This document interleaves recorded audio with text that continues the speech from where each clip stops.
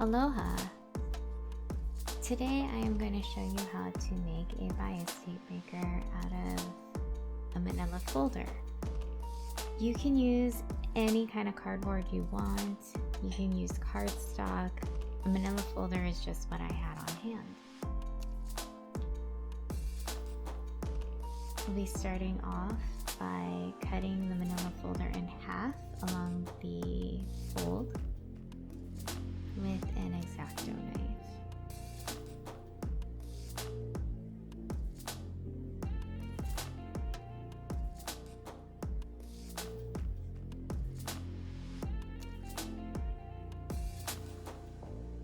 I will be removing the top tab so that I can have a straight edge.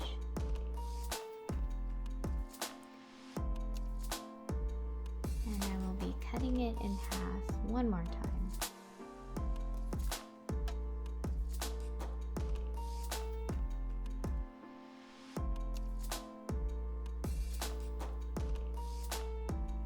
Now I'll be marking the center of the bias tape maker.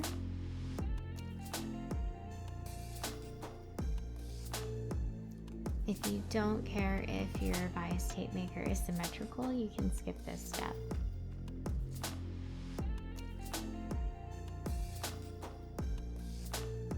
In order to help me make my channel, I will be cutting a guide or a strip of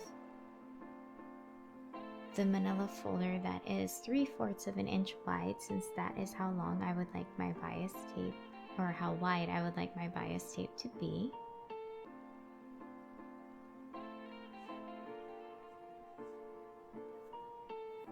Now we'll be centering that and marking the channel.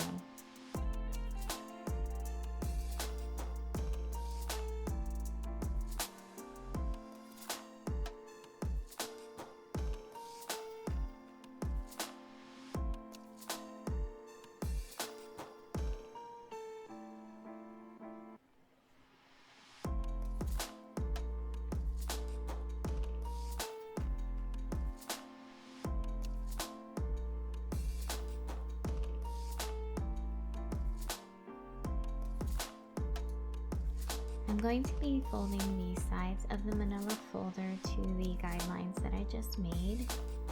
That will help create the channel.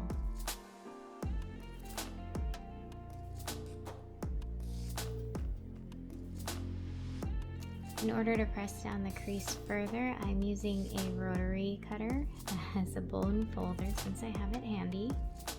And that is just to make sure it is creased really well. I'll be doing the same on the other side.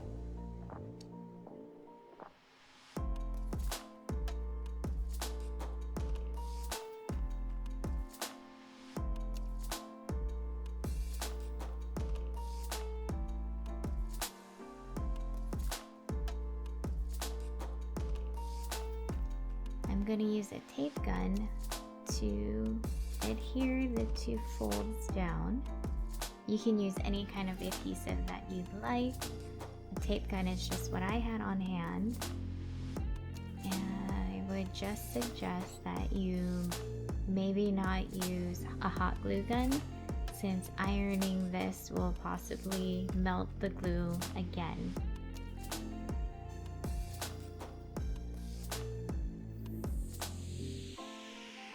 Now I'm going to be creating the guide for the channel. And I will be cutting a strip of the manila folder that is twice the size of the channel. Since I have a 3/4 inch channel, I will be making a 1.5 inch guide.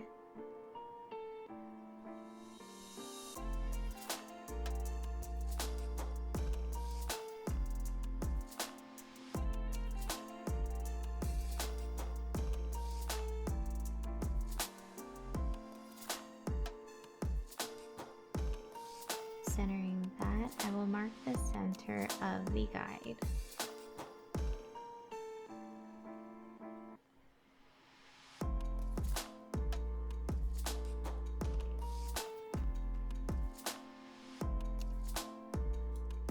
I'm going to fold the two sides into the middle marking that I just made.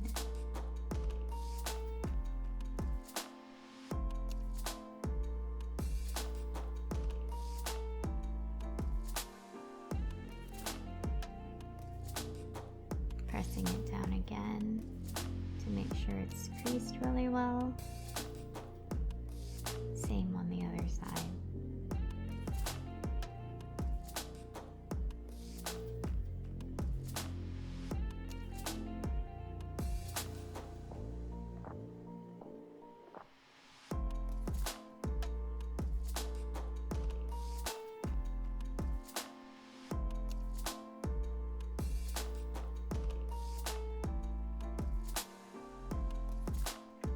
Now I'm going to place the guide into the channel. My guide is a little long, so I'll be trimming off the excess. I don't like my guides to be more than half the length of the bias tape maker. Half or smaller should be fine. Now I'll be attaching it to the channel.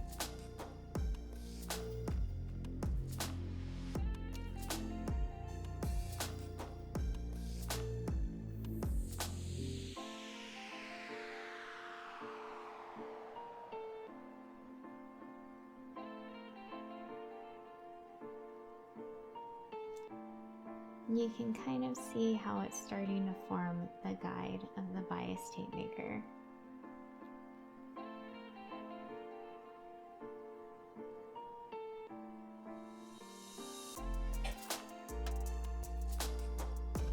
Next, I'll be cutting strips to hold the bias down. And I will be using the 3/4 inch strip that I used to make the original markings, and cut out 2 more pieces.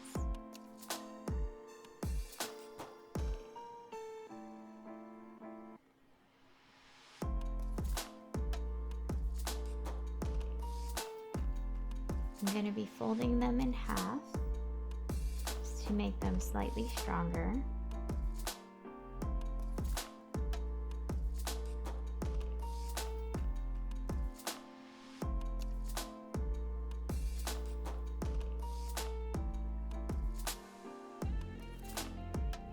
And I will be sticking them to themselves.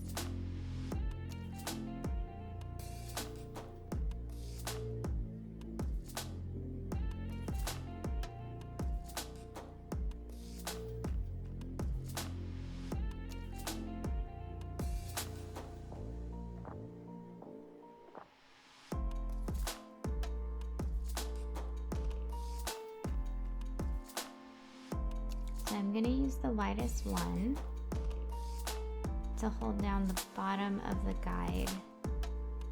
I'm going to put the adhesive across the entire strip because it'll be sitting on top of the guide and won't be touching the material. As I push it down, I'm going to leave a little mound so that the fabric can still go through and there'll be a gap. Here you can kind of see the gap that the fabric will pull through. The next strip will go on the top and it will hold the guide open. Because I don't want to adhere the strip to any material, I will only be applying adhesive to the outside, not the middle.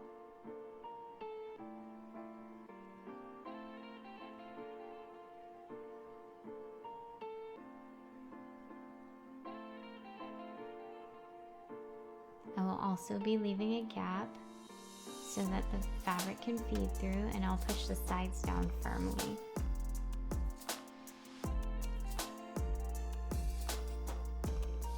The last strip will be on the bottom, and this will be a guide to help the bias tape as you pull it through the iron.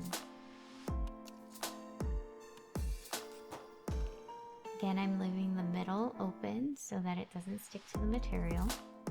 And I'll be pushing down the sides firmly.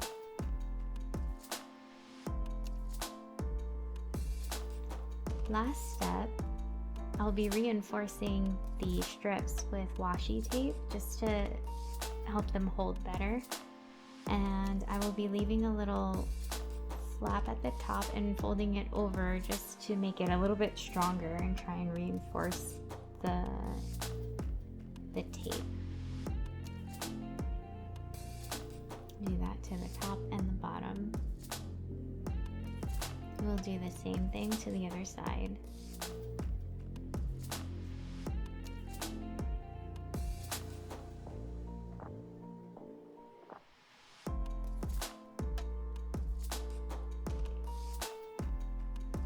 And then just as a reminder to myself, I'm going to write the width of the bias tape maker on the bottom. You can write it anywhere on the tape maker.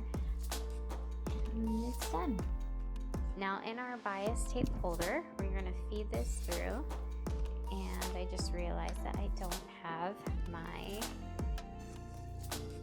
sewing pins next to me, which is what I usually use to feed this top part in. So I'm going to use the exacto knife, and I do not recommend doing this at all.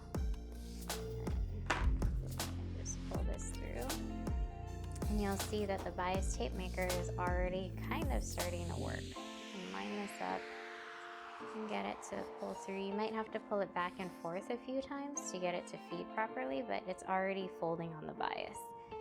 And then if you just kind of guide it and push it through this bottom one, it'll make it so it's really easy to iron.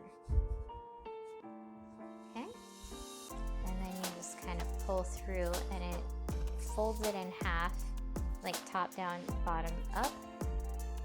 And you just kind of let the iron rest on it. So what I'm going to do is I pulled it back. I have my iron right here, and I think it looks to cord a bit. I just rest it here, and I pull on one side and feed with the other.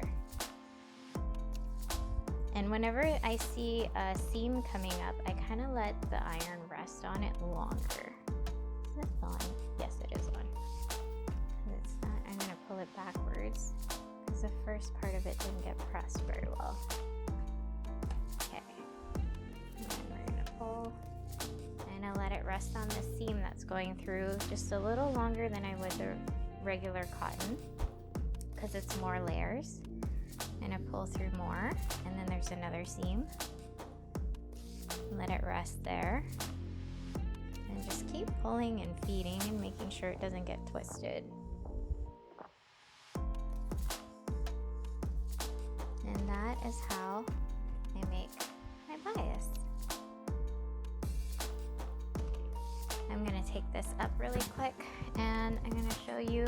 I've already made quite a few yards of this, and then I just use the extra Manila folder cardboard to run this around, and made a whole bunch of black as well.